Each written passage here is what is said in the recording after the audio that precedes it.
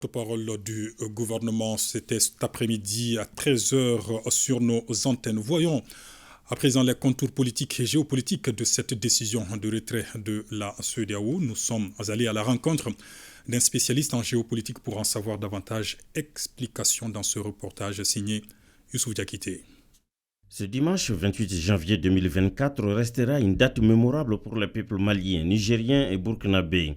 Le retrait de ces trois pays de la communauté économique des États d'Afrique de l'Ouest CEDEAO. Considérant évidemment l'incapacité de l'organisation sous-régionale, la CEDEAO, de faire face aux problèmes géopolitiques contemporains effectivement de ces pays, alors donc ces États ont décidé d'être ensemble pour régler leurs problèmes.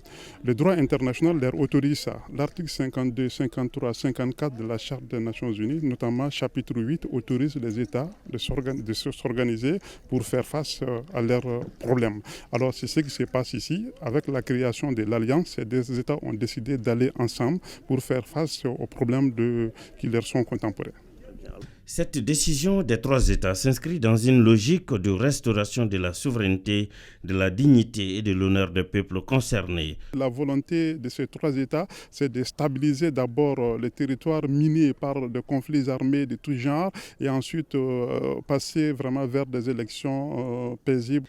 À la question de savoir l'impact d'une telle décision sur les peuples respectifs, l'analyse est on ne peut plus claire. Quand nous regardons la situation géopolitique de ces pays, organiser les élections de façon précipitée, ça peut vraiment entraîner d'énormes problèmes. Donc il faut vraiment diagnostiquer des choses, et poser des solutions nettement définies et essayer de stabiliser le pays. Après cette stabilisation, il faut penser à l'élection, il faut penser vraiment au retour à l'ordre constitutionnel, parce qu'en réalité, ces trois pays, quand nous regardons aujourd'hui, sont victimes vraiment du terrorisme, qui est un aspect qui n'avait pas été étudié d'abord par le droit international au niveau de l'organisation internationale.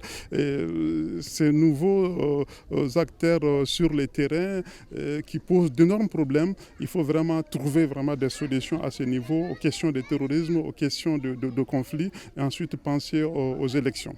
En tout cas, depuis le 28 mai 1975, date de la signature du traité de la CEDEAO par les États membres, l'organisation régionale est très controversée. C'est pourquoi d'aucuns la qualifient des syndicats des chefs d'État et non des peuples.